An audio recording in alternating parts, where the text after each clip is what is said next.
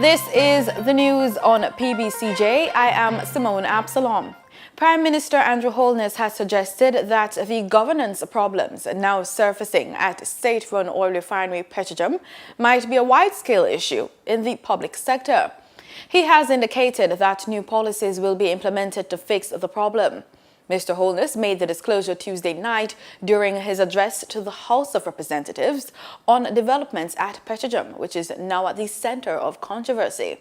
He gave details on the preliminary report Cabinet received Monday from the Energy Ministry on the state of affairs at the oil refinery. The Cabinet has no control over the pace of these independent investigations or when the findings will be made available.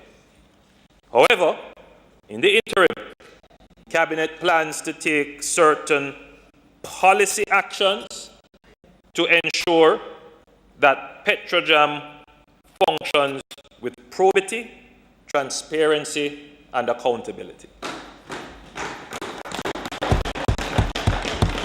But the issues of governance and management practices highlighted at PETG are not limited to that entity, and noted that the Cabinet Secretary has been tasked to compile the relevant pieces of legislation, regulations, and policy guidelines in order to address the areas of weaknesses identified and close the existing gaps. The Prime Minister told the House that Cabinet noted the calls from various stakeholders for a forensic audit into the operations of PETG. The Cabinet shares the view that a detailed investigation into the management and governance of Petrojam is necessary and recalls that in 2010, the Auditor General reviewed a special forensic audit done by Papinu Consulting in 2009 on Petrojam. The Auditor General presented its findings. This is the review of the forensic audit of this consultancy group on the 17th of June 2010. So, Mr. Speaker, it is not the first time that a forensic audit has been done on Petrojam. And I would encourage members to read that report. And I'm certain, Mr. Speaker, that when you read that report, you would probably come to the conclusion that nothing much has changed. Have you read the report? The Ministry of Education, Youth and Information says registration packages for secondary level students should be kept between a cost of $1,000 and $5,200, while there is no cost for registration at the primary level. The ministry advised school administrators to adhere to the directive, which is in keeping with the funding guidelines for public schools. Under the arrangement, the government is absorbing the costs for core operations at the secondary level, while parents will continue to make contributions to school development and sports. The ministry also advised that there should be no increase in parent contribution for academic year 2018-2019. All charges for registration packages must first be approved by the ministry. A breakdown of what the registration package covers should be clearly outlined to parents and guardians, and non-payment of fees cannot affect students' acceptance of placement or registration at school.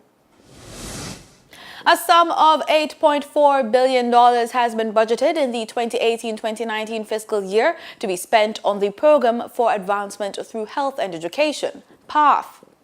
Minister of Labour and Social Security Shahini Robinson made the disclosure during her contribution to the 2018-2019 sectoral debate in the House of Representatives on Tuesday.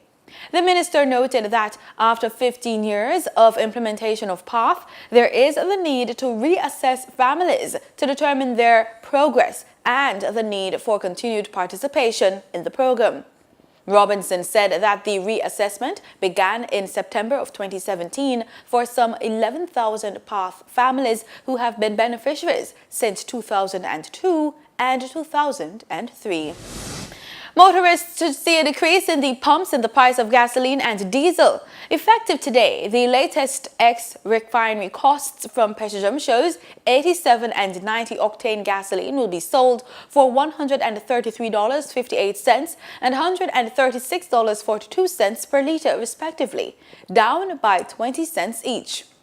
Automotive diesel fuel will be sold for $132.74 per litre, following a decrease of 56 cents, while ultra-low sulfur diesel is down by 48 cents and will be sold for $137.74 per litre. And do remember that retailers will add their markup prices respectively.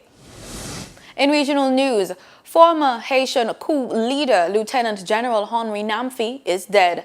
Namfi died on Tuesday in the neighboring Dominican Republic following a battle with lung cancer.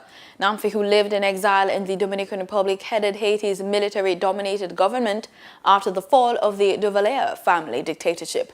He became head of the Interim National Council of Government that took charge of Haiti in 1986 when Jean-Claude Baby Doc Duvalier fled in exile in France. He also served as president before he was ousted in a coup in 1988. His presidency lasted only 3 months, and after being ousted, he fled to the Dominican Republic. He was 85. In other regional news, Trinidad and Tobago's Energy Minister Franklin Khan is concerned about the state of Petrotrin, the Twin Islands oil company. Speaking at an energy resources conference, he said financial constraints are crippling the company. Nisha John Mohammed reports. As a former employee of Petrotrin, I feel great pain to see the current state of that company. State-owned oil company Petrotrin continues to be plagued by a host of managerial problems, leading to record-high losses and an unsustainable debt profile. They currently produce 42,270 barrels per day, however continues to experience a steady decline in oil production. The decline is due to limited exploration activities, which is the result of financial constraint and asset integrity issues. It is said that insanity is doing the same thing and expecting different results. Energy Minister Franklin Khan has proposed a turnaround for the company with 4 components. 1, new leadership. 2, new technology. 3, the right skill set. And 4, significant new capital injection. This is a business about deep pockets. And if the pocket is not deep, get out. As to where the capital will come from is left to be seen, as the minister says that the government has no money to give Petrotrin. Under the watch of this administration and under my personal watch, Petrotrin has to and is going to change.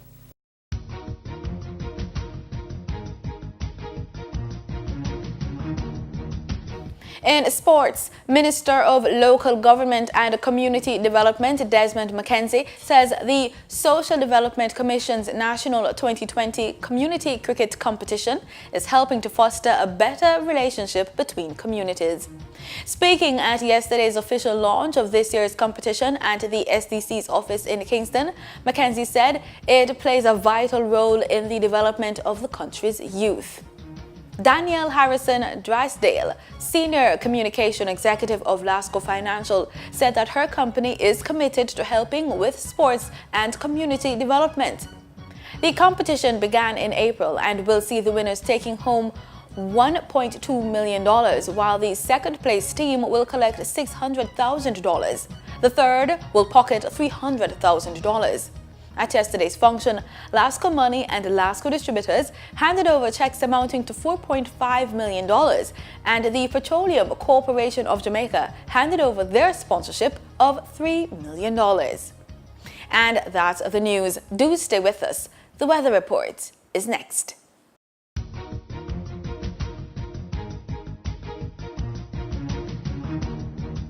This is PBCJ's weather report. Thanks so much for staying with us. Let's start with our local current.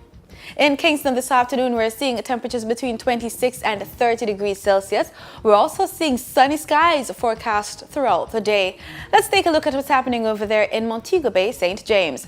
This morning, we could be getting some showers going into the afternoon. Starting from this morning for certain areas of St. James, we're also seeing warm temperatures, though, between 23 and 30 degrees Celsius. The temperature is set to go down to a cool 13 degrees Celsius this evening as the sun sets at 6:33 p.m.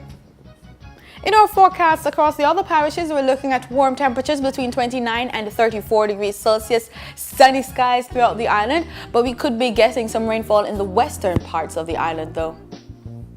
In our forecast for tomorrow, temperatures between 29 and 34 degrees Celsius. We're also seeing a forecast of possible showers over there in Port Antonio, Portland, and in the western parts of the island as well. We're looking at cloudy conditions forecast for St. Thomas for tomorrow.